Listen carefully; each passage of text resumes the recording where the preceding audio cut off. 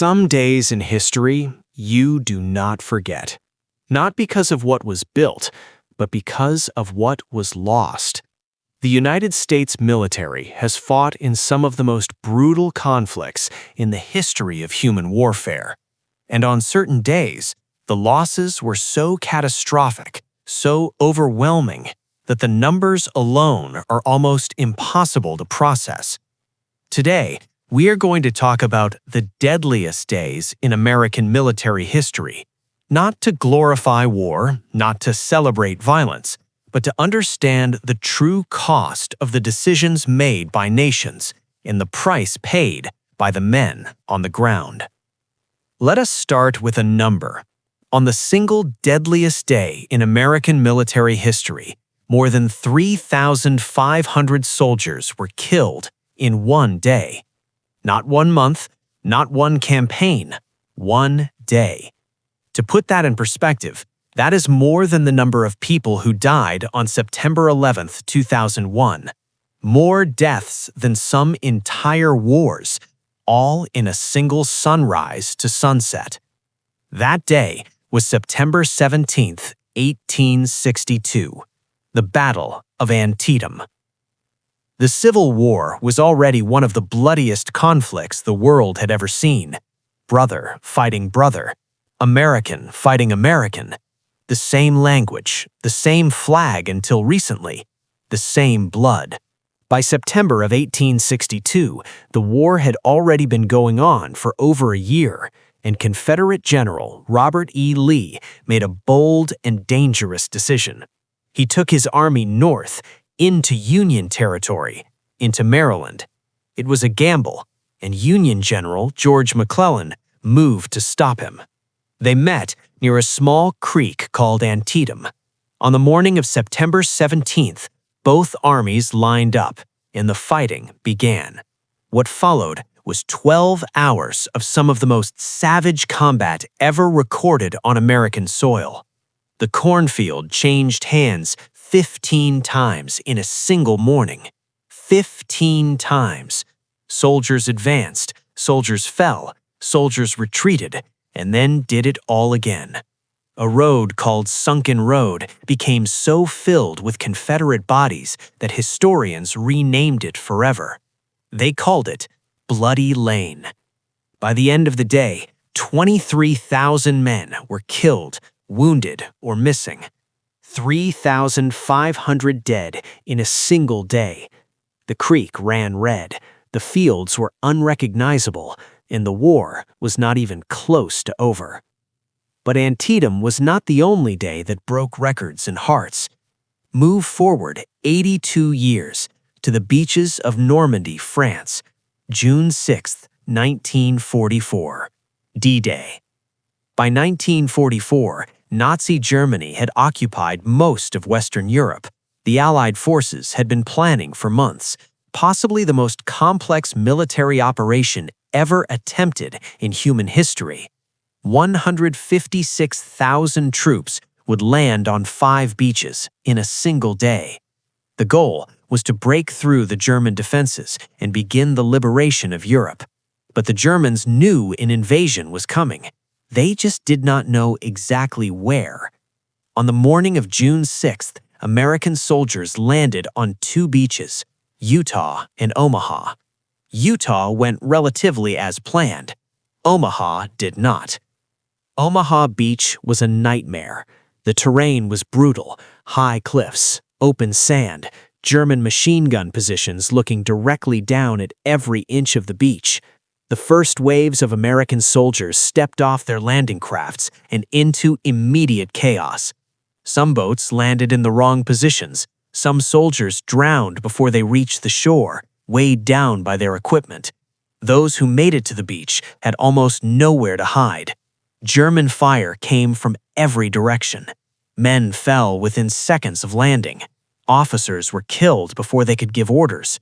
Units became separated. Communication broke down. For hours, it looked like the assault on Omaha might fail completely. But American soldiers, in small groups with no central command, began to climb. They found gaps in the German defenses. They pushed through the wire. They took the cliffs, one position at a time. By the end of June 6th, the beach was secured, but the cost was devastating. Approximately 2,000 Americans died on D-Day, many of them in the first 30 minutes on Omaha Beach. Some were 19 years old, some were 18. Some had never left their home state before that morning. Now let's go back even further, to a war that many Americans know less about, but that shaped the entire future of the Pacific.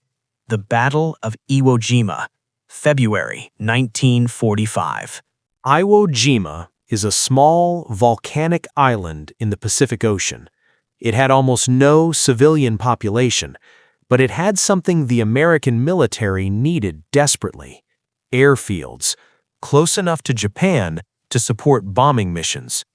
The Japanese military understood this too, and they had spent months building one of the most sophisticated underground defensive systems ever constructed. Miles of tunnels, hidden artillery positions, bunkers built into the volcanic rock that could survive almost any bombardment. When American Marines landed on February 19, 1945, the beach was initially quiet. Too quiet.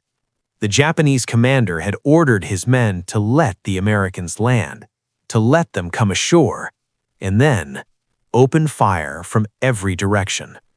What followed was 36 days of some of the most brutal close-range combat in the history of the United States Marine Corps.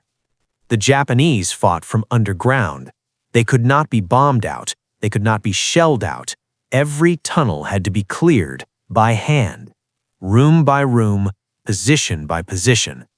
Nearly 7,000 Americans died on Iwo Jima. Nearly 7,000 on an island only 8 square miles in size. Admiral Chester Nimitz said something afterward that has never been forgotten. He said, "Uncommon valor was a common virtue." Now let us talk about a day that most people have either forgotten or never knew existed. November 19th, 1944, the Hürtgen Forest, Germany. By late 1944, the Allies had liberated France. Paris was free. The war felt like it might be ending.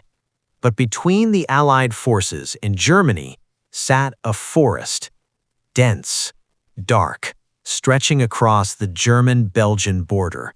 The Hürtgen Forest. American commanders believed pushing through the forest would allow them to reach the Rhine River and push into Germany itself. What they did not fully understand was what the forest would do to their men. The trees were so thick that artillery shells hit the branches and exploded above the soldiers' heads. There was no escape from the shrapnel. It came from above. The ground was muddy and frozen. Visibility was almost zero. Radio communication failed constantly. Soldiers became lost, sometimes within yards of their own units. The Germans had prepared defensive positions throughout the entire forest. Every path was covered. Every clearing was a trap. The Battle of Hürtgen Forest lasted from September to February, over 5 months, and in that time, the United States Army suffered approximately 33,000 casualties. Some divisions lost more than 100% of their original men as replacements were sent in and killed before the original casualties were even counted. It was called by some historians the longest battle on German soil and one of the worst planned in American military history. Men died not just from bullets, they died from exposure, from trench foot, from exhaustion, from the forest itself. And then there is a more recent wound that is still felt today. October 23, 1983, Beirut, Lebanon. At 4:22 in the morning, a truck drove into the lobby of the United States Marine Barracks in Beirut. The truck was carrying the equivalent of 21,000 pounds of explosives. The blast was so powerful that the 4-story building was reduced to rubble in seconds. 241 American service members were killed. It remains to this day the deadliest single day for the United States Marine Corps since the Battle of Iwo Jima. Most of the men were asleep when it happened. They had been sent to Beirut as peacekeepers. They were not at war. They were there to help, and they never came home. What do all of these days have in common? They were not just military events. They were human ones. Every number in this video was a person, a son, a brother, a father, a friend, someone who woke up that morning and didn't know it would be their last, someone who was 20 years old, or 30, or 40, and had an entire life waiting for them that they never got to live. We talk about these days not to make war seem glorious. War is not glorious. The men who lived through these battles rarely described them that way. They described them as terrifying, chaotic, confusing, and deeply, deeply human. We talk about these days because forgetting them is its own kind of loss. Because the least we can do for the people who didn't make it back is remember exactly what it cost. Not the strategy, not the politics, not the generals. The cost, measured in the only currency that actually matters: human lives. If this video gave you something to think about, drop a comment below. Tell me which battle hit you the hardest. Tell me which story you had never heard before. Tell me what you think we owe to the people who didn't make it back. I read every comment, and your answer might shape the next video. And if you want more videos like this, real history, told without the textbook version, just the truth of what happened and what it cost, then subscribe, because that's exactly what we do here, every single week. The button is right there, and it's free.